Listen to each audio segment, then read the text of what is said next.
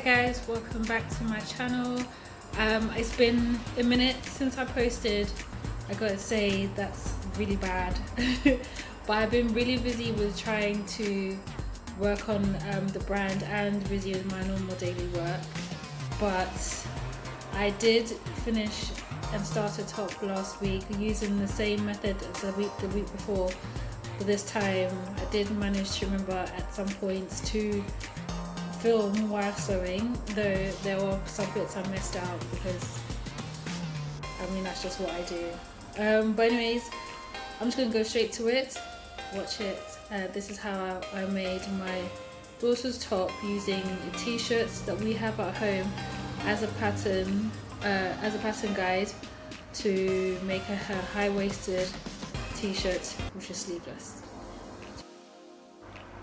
So this is the fabric that I used last week, so I'm going to use the same fabric again to make the top.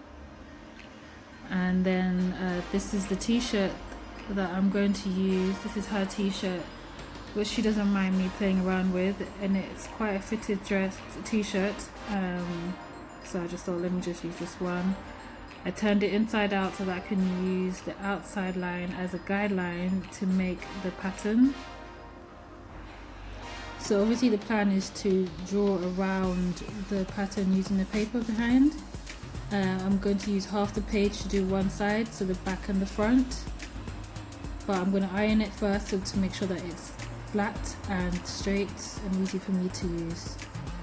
So as you can see, I am going to do the back and the front. I've already done the outline for this side. So the front, obviously the collar line has to be lower than the back. So I'm going to do the back first and then I'll do the front. So the plan is to make it into a short sleeve or no sleeve top, like a tank top. So I had to iron the sleeves down to make sure that it's out the way and I could use the seam as a guideline. I'm going to fold the fabric into half, so I did half a pattern for the back and half the pattern for the front. I do need to cut that straight because I didn't know that the line was not too straight, but here's the back and the front. I don't know if you could see that the front has the lower collarbone and then the back has the higher bit.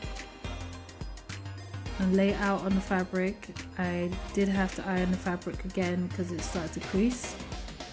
And this is it here, folded in half.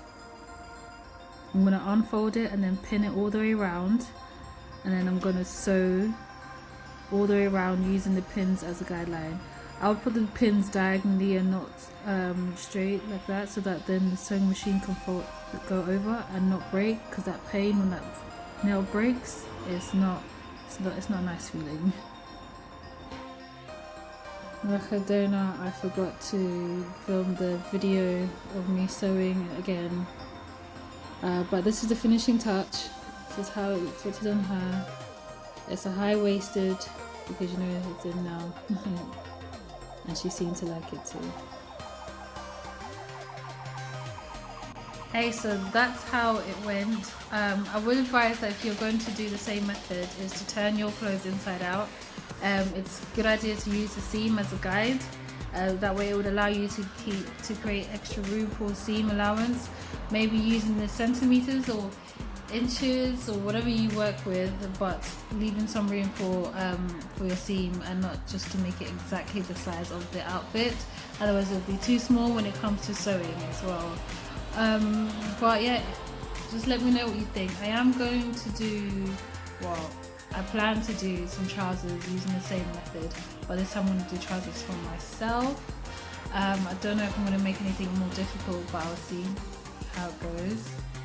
And yeah, we'll just see how it goes. But anyway, I hope you like it. Let me know what you think. Let me know if it's something that you might try.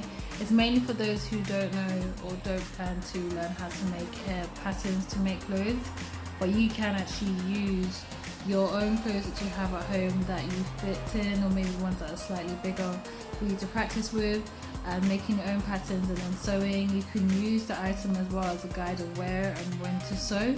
And yeah, that's it. Thanks for watching.